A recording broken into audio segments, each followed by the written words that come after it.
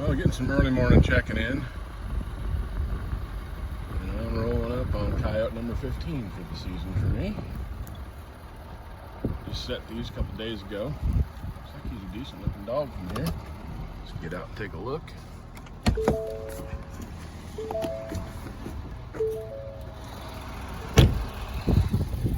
Looks to be pretty well caught in the MB. Unfortunately, the lighting isn't great, but it's like a young dog, but he's got pretty fur, I think.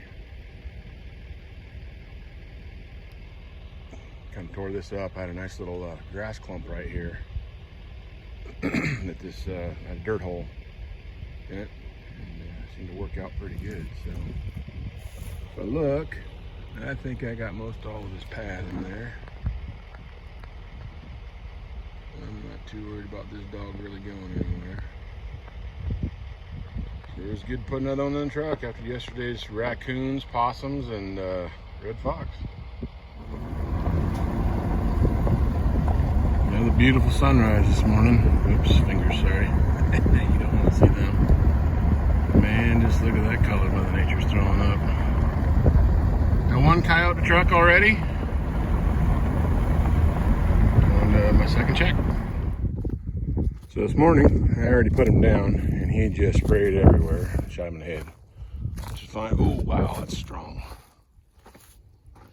But what I'll do with him, I'm just gonna leave him there a couple days. Let the strong go away. But what I am gonna do, I'm actually gonna set a set right next to this thing. I'm gonna cover him up with beans so he can't be seen from the air from the birds. And that sure seems to work for me. I got 2 coyotes off the other one over there that I did this with. Last year I got 2 coyotes off a set I did that with. So pretty sure that might be a good long distance call for several weeks, to be honest. So the skunk is buried underneath that bean chaff right there, and believe me, it stinks. Put a big old 3-inch dirt hole in over here. Should play with the winds pretty good here in the next few days. So hopefully we'll connect. This has worked for me in the past. Some more view of that pretty sunrise. But I'm gonna have to say, my wife probably will not want to ride with me anywhere for a while. I was dumb and kind of left my door open while I was making that set, and I was downwind, but the airfoil was foiling that skunk right back in here. And now my truck smells like hard skunk. So we'll be taking her vehicle for a while. Well, there's something every trapper hates to pull up to.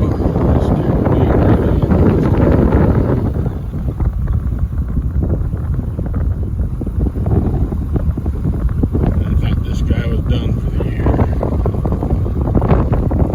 I just lost about $150 worth of traps here. Shoot. Well, it doesn't always work. But this is that anhydrous field, and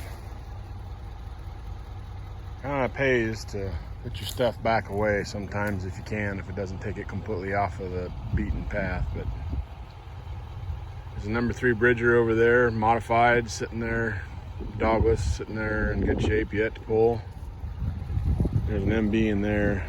I did look at some other stuff coming in here that I haven't gotten to yet, saw it from a distance, and it's run over, so I think I lost 4 MBs, but we'll wait and make sure. And a number 2 Montgomery, old one. So I had a trap down there on the outside post. This barbed wire is pretty low to the ground. I'm not a little guy by any means, so I had to get a little resourceful. Grab some wire, wired those 2 pieces together, and made it just big enough for my big butt to get underneath there. Got the trap out, and if you ask me why I had to do that, I was trapping on the inside down there, and it was just dead. So Came back up here in the field and I left this set in. So that's why I had to go get it. But I got it. So this farm that has the anhydrous rig that they just did, it just put anhydrous on yesterday. I thought this farmer was done. I've had 2 of them pulled out of the bed like that. One was an MB and it is in great shape, nothing happened to it. It actually looks like this particular trap right here is probably fine. I'll check the chain a little closer. And a wild card that I was throwing this coyote right there. So I come out unscathed. Happy day, happy day. My binoculars are in my hunting pack. But that's a pretty good sized buck right there. Wish I had him, because I can see he's a pretty good sized dude. So I got a nice little spot right here. There's a really good trail that comes right through here. Goes right on up through there. I don't have any snares with me. I don't like snares anyway. I'll use them, but I don't care for them because they mess fur up.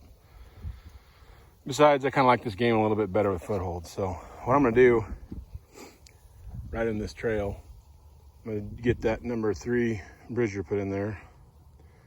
And then over there and crossways over here, kind of at an angle, I'm going to take my driver, just make a couple little mouth holes, put some smells. Now I got all wind directions taken care of, get him to stop and put his feet down. So anyway, just thought I'd share that with you. Where my mat is there, but that's that trail coming right through there. And my trap is right there.